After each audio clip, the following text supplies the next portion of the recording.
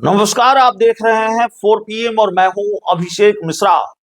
तेजस्वी यादव की ताजपोशी आखिरकार हो ही गई है। सुबह ही हमने आपको बताया था कि आज आरजेडी की राष्ट्रीय कार्यकारिणी की बैठक पटना के मौर्या होटल में बुलाई गई है और ये एक ऐसी बैठक है जिसमें औपचारिकता ही शेष है। सबको मालूम है इस बैठक में क्या बड़ा होने वाला है और इस बैठक से क्या बड़ा निकलकर सामने आने वाला है। ये पहले से तय था। 25 जनवरी की मुहूर्त 25 जनवरी की तारीख पहले से तय थी कि तेजस्वी यादव को आरजेडी का राष्ट्रीय कार्यकारी अध्यक्ष बना दिया जाएगा।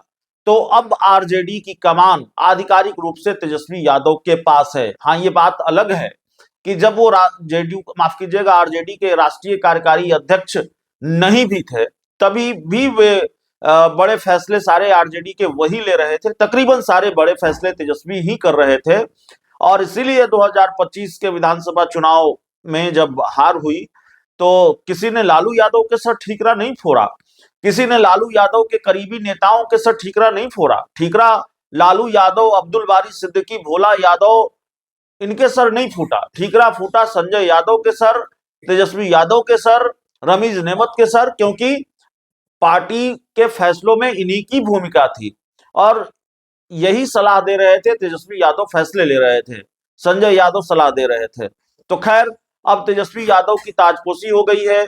वो आधिकारिक रूप से अब आरजेडी के राष्ट्रीय कार्यकारी अध्यक्ष बन गए हैं और पटना के होटल मौर्या में आरजेडी की राष्ट्रीय कार्यकारिणी की बैठक में जो लालू यादव के बेहद करीबी नेता हैं भोला यादव, उन्होंने प्रस्ताव रखा और जिस पर सभी नेताओं ने अपनी सहमति जता दी। बैठक में राजद सुप्रीमो लालू प्रसाद यादव, राबड़ी देवी, मीसा भारती, संजय यादव समेत पार्टी के कई नेता मौजूद हैं। बैठक अभी चल ही रही है इस वक्त जब हम वीडियो बना रहे हैं। ये जानकारी आपको दे रहे हैं कि उनको आरजेडी का राष्ट्रीय कार्यकारी अध्यक्ष बनाया गया है। तो बैठक अभी चल रही है। इस बैठक में बिहार चुनाव में मिली हार पर भी चर्चा चल रही है, साथ ही भविष्य की दिशा और आगे की रणनीति पर मंथन हो रहा है। बिहार चुनाव के बाद आरजेडी की ये पहली रणनीतिक बैठक है। बैठक में देश के 27 राज्यों के प्रदेश अध्यक्षों को भी बुलाया गया है, लिहाजा ये बैठक अहम है। और दूसरी तरफ तेजस्वी यादव तो राष्ट्रीय कार्यकारी अध्यक्ष बना दिए गए आरजेडी के और उनके राष्ट्रीय कार्यकारी अध्यक्ष बनने से पहले और बनने के बाद कभी पार्टी में बवाल तो कभी परिवार में बवाल जारी है। कल पार्टी में बवाल, तेजस्वी यादव को आज राष्ट्रीय कार्यकारी अध्यक्ष बनना था।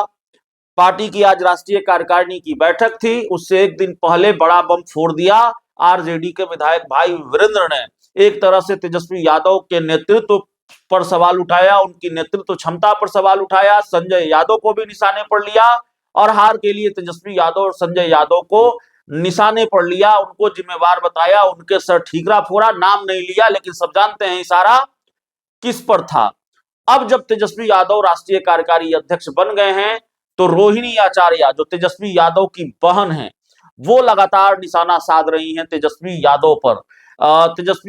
राष्ट्रीय कार्यकारिणी की बैठक से पहले रोहिणी आचार्य का एक ट्वीट आया, लेकिन सबसे पहले हम रोहिणी आचार्य का वो ट्वीट पढ़कर सुनाते हैं जो उनके राष्ट्रीय कार्यकारी अध्यक्ष बनने के बाद आया है। तेजस्वी यादव को किस अंदाज में बधाई दी है जरा वो भी सुनिए। रोहिणी आचार्य ने लिखा है कि सियासत के शिखर पुरुष की गौरवशाली पारी का एक तरह से पटाक्षेप, ठकुर सुहाती करने वालों और गिरोह एक घुसपैठ को उनके हाथों की कठपुतली बने शहजादे की ताजपोशी मुबारक। तो तेजस्वी यादव को ठकुर सुहाती करने वाले गिरोह, ये घुसपैठ और उनके हाथों की कठपुतली वाला शहजादा बताया है तेजस्वी यादव की अपनी बहन रोहिणी आचार्य ने और उनको इस रूप में बधाई दी है, उनको ताजपोशी मुबारक कहा है। इसके साथ ही रोहिणी आचार्य ने एक बड़ा लंबा चौड़ा पोस्ट आज सुबह भी लिखा। उन्होंने लिखा कि जो सही मायनों में लालूवादी होगा, जिस किसी ने भी लालू जी के द्वारा हाशिए पर खड़ी आबादी, वंचितों के हित के लिए मजबूती से लड़ने वाली खड़ी की गई पार्टी के लिए निस्वार्थ भाव से संघर्ष किया होगा, जिस किसी को भी लालू जी के द्वारा सामाजिक आर्थिक न्याय के लिए किए गए सतत संघर्ष एवं प्रयासों का गौरव बोध होगा, जिसे लालू जी के की राजनीतिक विरासत एवं विचारधारा को गर्व के साथ आगे ले जाने की परवाह होगी, वो अवश्य ही पार्टी की मौजूदा बदहाली के लिए जिम्मेवार लोगों से सवाल करेगा एवं ऐसे लोगों की संदिग्ध संदेहास्पद भूमिका के खिलाफ अंजाम की परवाह किए बिना अपनी आवाज उठाएगा। वर्तमान की कड़वी, चिंताजनक एवं दुखद सच्चाई यही रही है कि आज जनता के हक हुकूक की लड़ाई लड़ने के लिए जानी जाने वाली जन जन की पार्टी असली फांसीवादी विरोधियों के द्वारा भेजे गए वैसे घुसपैठियों साजिशकर्ताओं के हाथों में है, जिन्हें लालूवाद को तहस नहस करने के टास्क के साथ भेजा गया है। कब्जा जमाए बैठे ऐसे लोग अपने गंदे मकसद में काफी हद तक सफल होते भी दिखते हैं।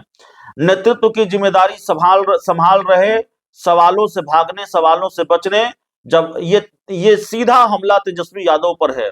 नेतृत्व की जिम्मेदारी संभाल रहे को सवालों से भागने, सवालों से बचने, जवाब देने से मुंह चुराने, तार्किक तथ्यात्मक जवाब देने की बजाय भ्रम फैलाने, लालूवाद व पार्टी के हित की बात करने वालों के साथ दुर्व्यवहार, अभद्र आचरण, अमर्यादित भाषा का प्रयोग करने की बजाय अपने गिरेबान में झांकना होगा और अगर वो चुप्पी साधता है तो उस पर साजिश करने वाले गिरोह के साथ मिली भगत का दोषी आरोप स्वतः ही साबित होता है। तो तेजस्वी यादव को दोषी बता रही हैं, तेजस्वी यादव को तमाम तरह के आरोप लगा रही हैं।